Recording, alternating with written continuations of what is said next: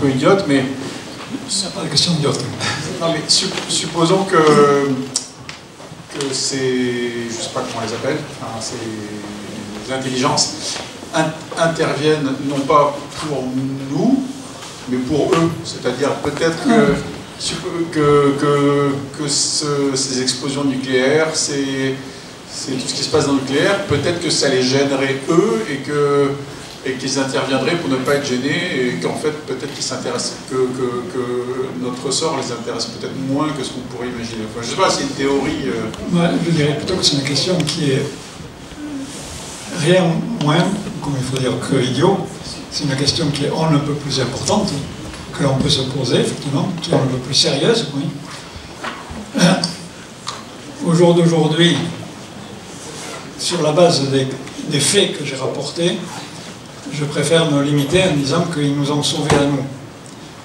Mais c'est vrai que, sur la base des connaissances que j'ai dans ma tête, mais que je n'ai pas encore mis dans les livres, sur lesquels je ne peux pas m'appuyer, je ne peux pas développer, mais ça viendra un jour, on peut se poser évidemment cette question.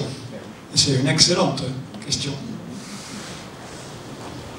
Mais je développerai ceci. Malheureusement, je crois qu'il faudra attendre 2 ans avant que je puisse répondre en m'appuyant sur une étude écrite.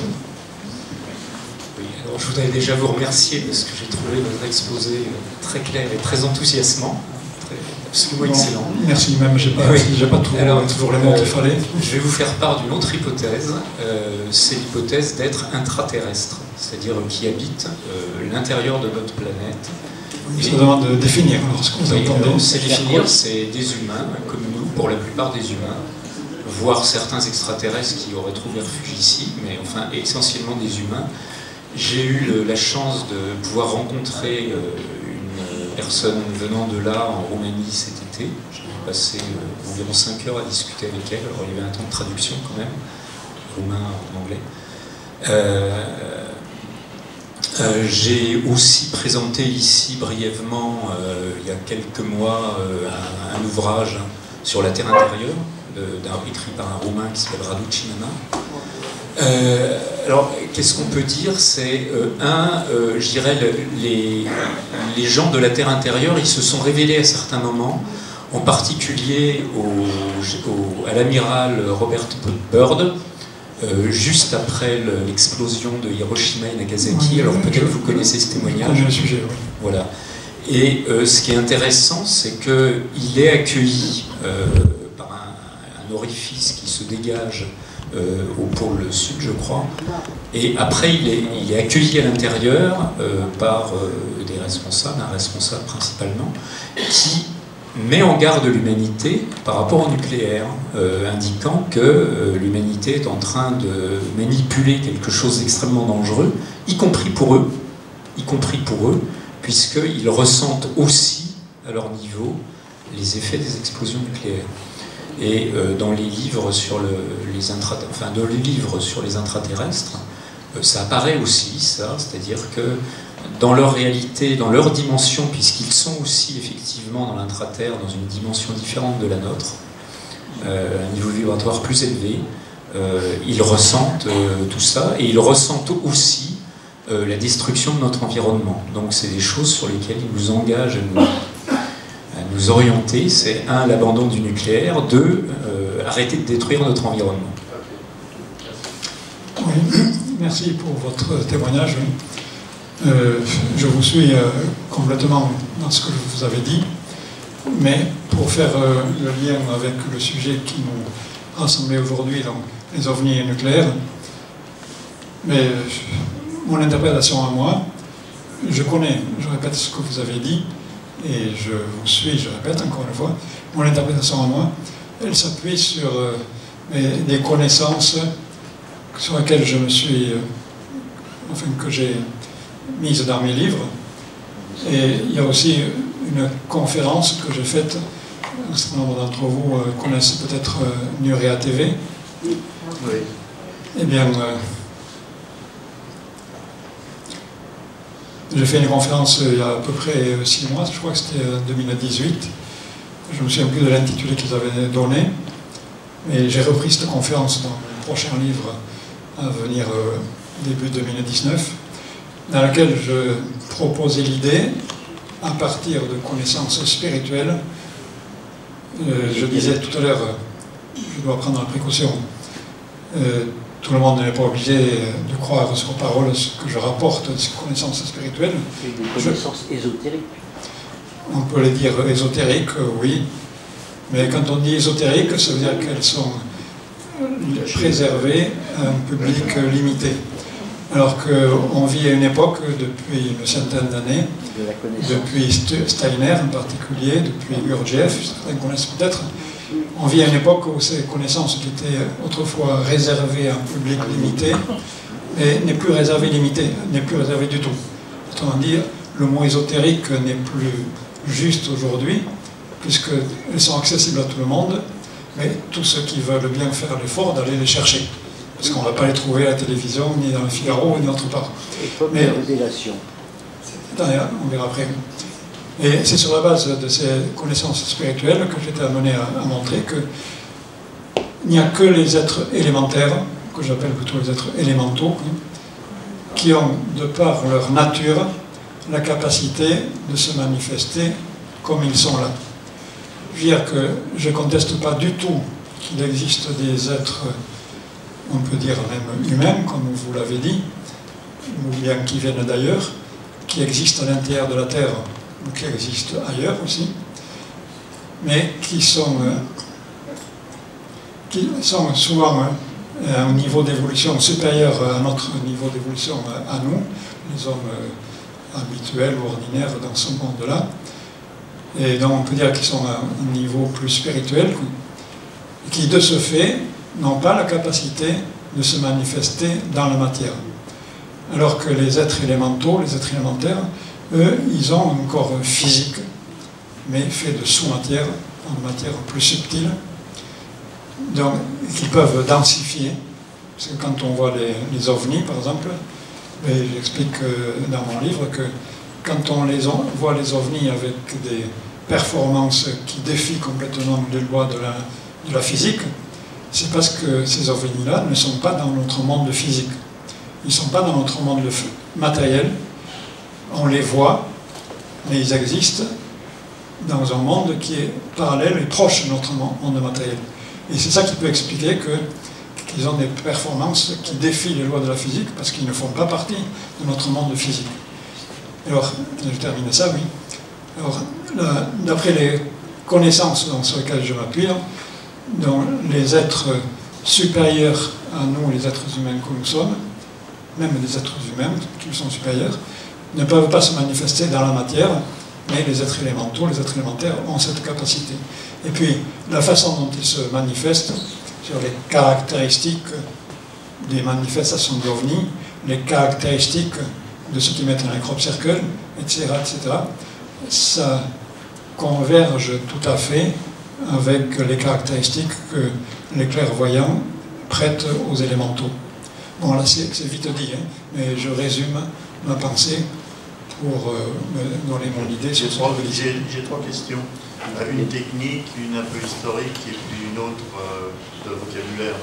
La technique, je suppose que vous allez pouvoir me répondre. Est-ce qu'on a une idée de la chaîne de transmutation qui arrive du combustible vers l'aluminium? Tout ce que je peux en dire, c'est que les scientifiques disent que sur le papier, oui, ils peuvent le dire, mais les hommes n'ont jamais pu maîtriser ce chemin-là. D'accord. J'aimerais bien voir. On peut trouver quelque part sur le papier? Bon, c'est pas ce que je viens de dire. Oui. Ou c'est dans les livres que j'ai lus, mais dans lequel je ne me souviens plus. Oui. Bon, je laisse tomber ce sujet-là. Il y a eu... bon, c'est une idée qui est souvent... qu'on trouve, celle des anciens astronautes, qu'il y a eu des guerres nucléaires sur Terre dans le passé. Avec des témoignages, oui. Des témoignages bien sûr mythologiques. Oui. Qu'est-ce que... Est-ce qu'il y a peut-être un rapport donc, évidemment. Oui. Ouais. Mais là, ça élargit encore plus le sujet. On a ouvert aux intraterrestres, maintenant on ouvre à Atlantide, puisque c'est de ça qu'il s'agit. Pas forcément, mais... Par exemple, c'est pareil. C'est pareil. Je pense qu'il y a deux réalités. Mais c'est pareil. En Inde. C'est pareil pour moi. Zakaria Sitchin au Proche-Orient. Bon, Zakaria Sitchin, c'est pas ma tasse de thé.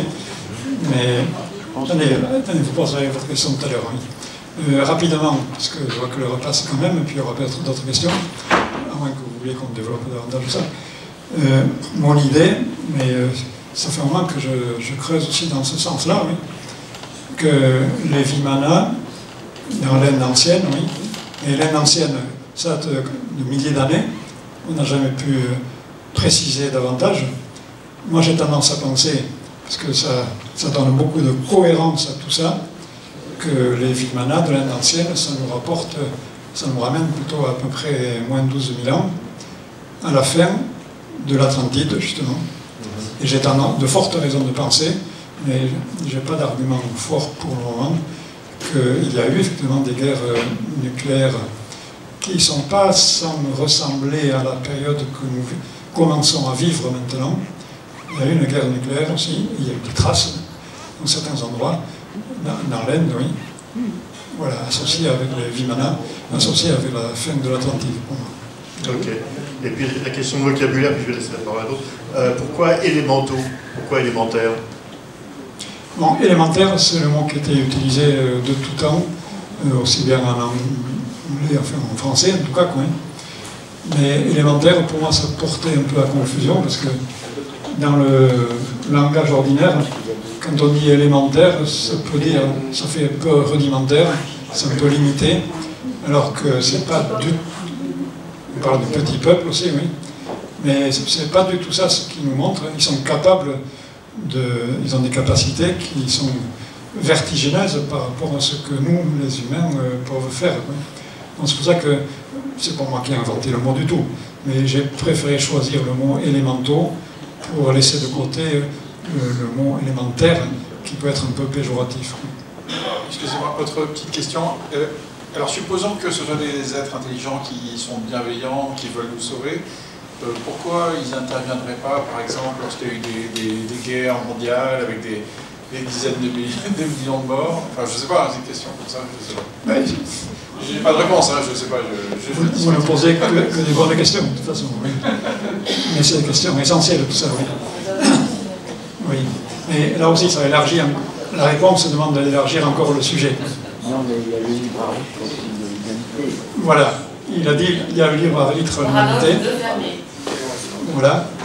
Mais j'allais répondre d'une autre... Oui, bon, on va rester là si vous voulez. On peut répondre de façon complète à ça, mais c'est déjà une bonne réponse. Oui, c'est exact, il peut exister, ces êtres effectivement peuvent exister, mais dans certains cas, ils peuvent être sévères par rapport à un niveau de conscience humaine, parce que je vois, il y a quelques 2 ans ou 3 ans, sur la toile, sur Internet, il a été publié un article par les titres que durant les diverses opérations américaines en Afghanistan, ils ont trouvé un Vimana ancien dans une caverne géante. Et 5 GI sont entrés, mais ils sont pas réapparus. Ils sont disparus dans la caverne sans pouvoir revenir. Ça se passait où, cette Vimana? En Afghanistan. En Afghanistan, d'accord. C'est intéressant, parce que... Mais oui, je dirais que tout le monde sera d'accord avec moi, je crois, si je vous dis que parmi les êtres humains que nous sommes, il y en a qui sont gentils, il y en a qui sont bons, qui sont bienveillants, puis il y en a qui sont méchants, il y en a qui sont tueurs, il y en a qui sont... Il y a les pires, il y a les meilleurs. Mais dans leur monde, c'est pareil aussi, on peut comprendre. Je disais tout à l'heure qu'ils n'ont pas la conscience du bien et du mal, ils n'ont pas la conscience morale que nous connaissons nous. Autrement dit, parmi eux, les élémentaux, aujourd'hui, en rapport avec le nucléaire, on peut facilement comprendre qu'on a eu affaire qu'à des êtres qui sont bienveillants envers les êtres humains, mais il existe aussi, et on n'a pas parlé, mais ils ont leur importance qui est aussi grande, des êtres élémentaux qui sont très malveillants, et le mot est faible, envers les êtres humains. Ça existe aussi. Et le prochain livre que je suis amené à faire allusion plusieurs fois, je m'aperçois, mais oui, parce que j'ai ça dans ma pensée quand même. Et le prochain livre qui doit être publié justement en mars ou avril prochain, c'est sur les enlèvements, les abductions aussi. Et là, c'est des êtres on ne peut plus malveillants et vous ne pouvez pas soupçonner l'étendue des conséquences de ces actes malveillants, que j'attribue aussi, argument à l'appui, à des élémentaux. Moi, je pense qu'il y a quand même deux réalités. Il y a cette réalité des élémentaux, mais il y a aussi la réalité vraisemblablement de civilisation extraterrestre galactique. Oui. Bon, alors, je suis amené à... Oui. Je réponds juste un mot par rapport à ça. Il dit qu'il y a deux réalités, il y a les élémentaux, il y a les extraterrestres. Ben oui. Et encore une fois, c'est ce que j'étais amené à... Je réponds à ça. Galactique. C'est ce que j'étais amené à montrer, ou démontrer dans le prochain livre, justement, que les phénomènes d'enlèvement, pour moi, c'est toujours des élémentaux qui se font passer pour des extraterrestres. Là, je résume, évidemment, plus rapidement. Mais qu'il existe aussi, de façon indiscutable, des êtres extraterrestres venus d'ailleurs, qui se sont présentés, bon, certains dans leur mémoire, par exemple Valençol, Traces en Provence, par exemple en France, ou d'autres. Il y a un petit nombre de cas, un très petit nombre de cas, mais sur lequel voilà, je donne une façon claire de distinguer les vrais extraterrestres et les faux extraterrestres. Et pour moi, les deux existent. Oui, moi j'ai une petite question. Est-ce que vous avez probablement entendu parler, vous connaissez le travail de... Il y a deux chercheurs, il y en a un qui est décédé, je crois que l'autre aussi. Ils ont travaillé en anglais, ça a été peu traduit en français, c'est Michael Cremo et Richard Thompson qui ont travaillé sur l'histoire de l'humanité. Ils sont proches aussi de l'histoire ancienne indienne et védique. Et Michael Cremo a fait un certain nombre de conférences et il rapporte, par rapport à ce que vous disiez, sur les élémentaux et sur les différents niveaux de conscience. Lui a travaillé dessus pendant des dizaines d'années. Il a publié surtout en anglais. Il y a l'archéologie interdite qui a été traduit en français, qui est un énorme pavé qui travaille sur l'histoire secrète de l'archéologie, etc. Et il évoque dans des conférences ce que vous dites, c'est-à-dire la gradation. Il y a toutes ces hypothèses coexistent. On n'a pas une qui prévaut sur l'autre. Il n'y aurait pas que les élémentaux ou que d'autres éléments. Il présente une hypothèse dans laquelle ces interventions qui sont faites sur du matériel industriel, occidental, etc., toutes ces choses existent côte à côte. Entre parenthèses, drone vient d'un mot sanskrit, le drona, et dans le Mahabharata, dans le Drona Parvata, qui est le texte ancien en sanskrit védique, drona est de la divinité qui est justement désignée par les dieux et qui a le pouvoir de jeter des orages de feu qui détruisent l'humanité. Donc ça, on parle d'il y a 5000 ans. Donc Drona, qui a donné le mot drone en anglais et en français, c'est au départ une divinité en sanskrit, dans l'Inde antique, qui agissait dans le cycle mythologique antique pour agir, pas dans le bon sens par rapport à l'humanité. Bon, merci, ça rejoint effectivement ce qu'on disait tout à l'heure, je crois. Est-ce qu'il vous reste une autre question? Oui, devant, oui.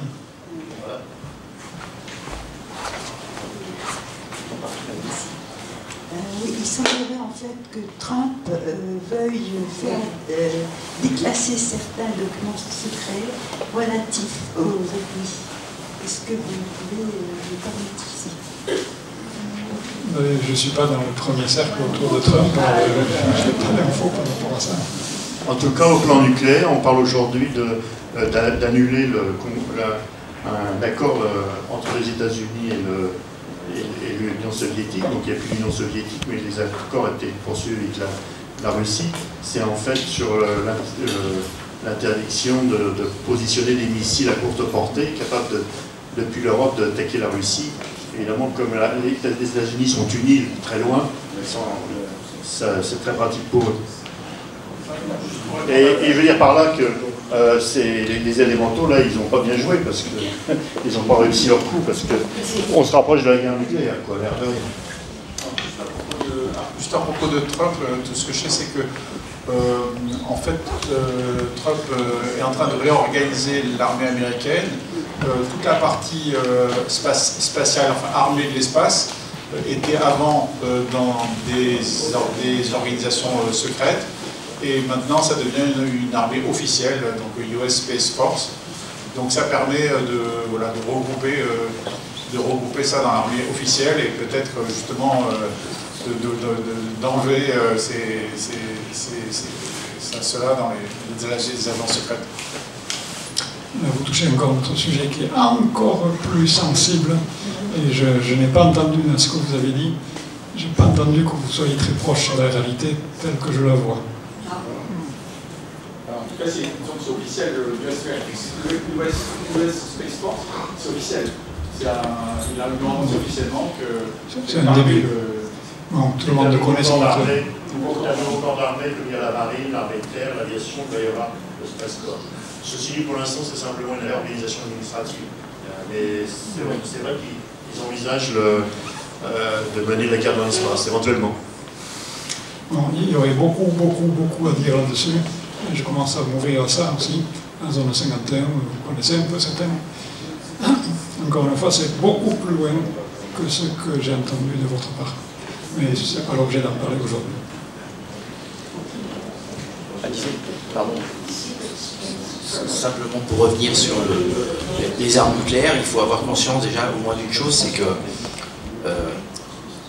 depuis le nombre d'années qu'ils travaillent et qu'ils développent des armes nucléaires, aujourd'hui ils sont dans une sorte de maîtrise de l'arme nucléaire, c'est-à-dire qu'ils sont capables de raser 1 km². L'armée américaine, comme l'armée russe, d'après ce qui transpire actuellement, et ce qui est certain, c'est que quand on met des milliards dans des projets comme ça, au bout d'un moment, on s'en sert. Ils ne peuvent pas rester avec des armes sans les utiliser. Ils ont toujours utilisé des armes. Et aujourd'hui, à l'instant où ils pensent être dans le contrôle, à un moment ou à un autre, ils vont s'en servir. Alors après... Non. Comment?